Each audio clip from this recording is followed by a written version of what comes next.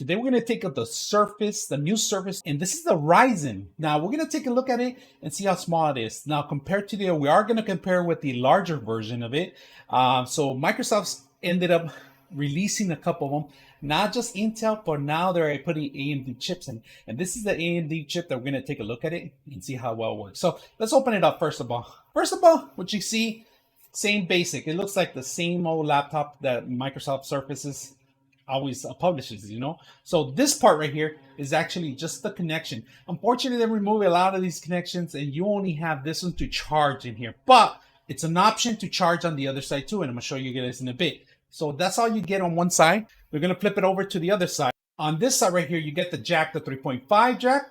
You get a type C connection. And now I had a machine, one of these failed where their charger wasn't charging because one of the pins were bent, a magnet wasn't working. You can always buy a charging station, a dual connection here, a actual Type C connection. You can charge it for here. They do give you one of the USBs, and unfortunately, it's not a Thunderbolt. It's not the 3.1. It's a 3.0. So it's not a bad connection. Right behind it, you got all these vents right here, and it does get a little hot when it starts working with a lot of graphics. But this machine does not overheat too much. Everything's compact, well made.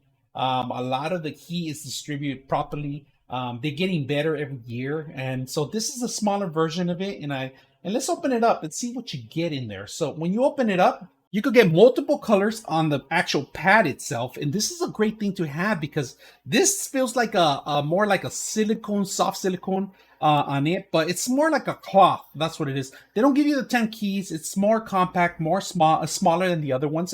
But it does the same thing like everything else, man. And an easy button to turn it on, one button, that's it. Once it turns on, look at this. Unfortunately, you can't fold it into half of it. This is pretty much what you do. It's a couple of degrees.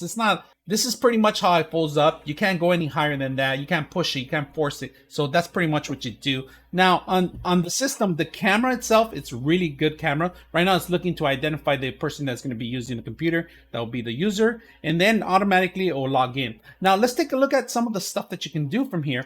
And we're going to open the heat and see how much it heats up in here. We're going to do a test on the heating. So let's go ahead and do the test on the heating and a noise test too. Take a look at how well the heat works in the system. Look, it distributes pretty well, and you can see where the fans are actually pushing the air out. Right now, we are pushing about 80 degrees. We're not going to the hundreds. It hits a 80, and the maximum we probably see it's 100. If you guys can see, this machine is it distributes the heat very well. Noise, perfectly noise. Look at the noise. Check out the noise level. That's me talking right now.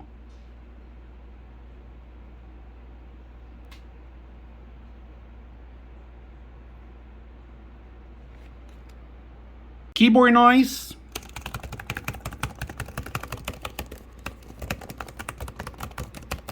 That's pretty much what you get on the keyboard noise. All right, so the size of it's not that bad. We're looking at actually 13 inches, 14 inches across from the screen itself.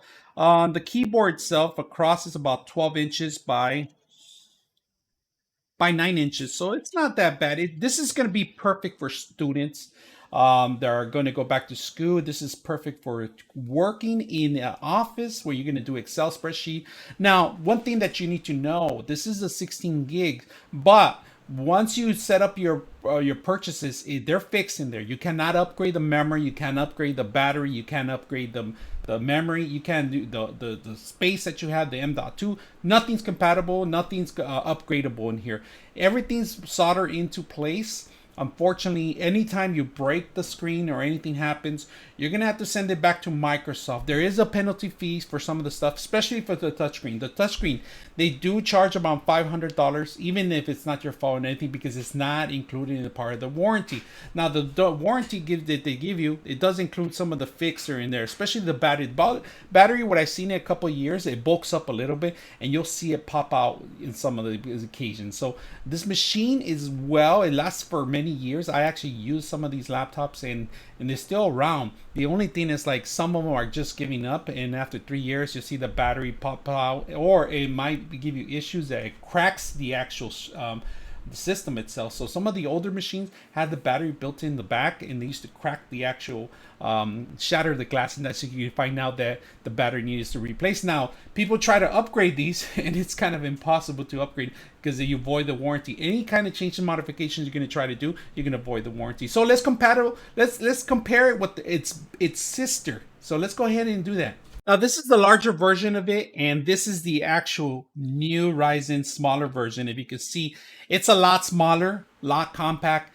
I actually like the top one a lot for traveling. If you're going to be traveling around in an airplane, this is a perfect item to be traveling, especially those that are working in the office. Compared to the larger version of it, it's not bad. It has the same plugs as the larger version, so you're not going to get a big difference. Only the sizes are a little bit bigger. If you guys can see it, same thickness on both of them.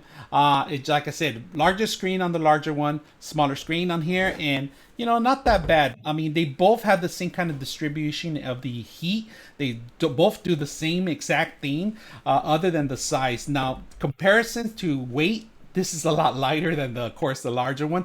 And it's all aluminum based, so they're kind of going that direction. They're eliminating more of the plastic, so this is not even plastic no more. It's actually aluminum all around.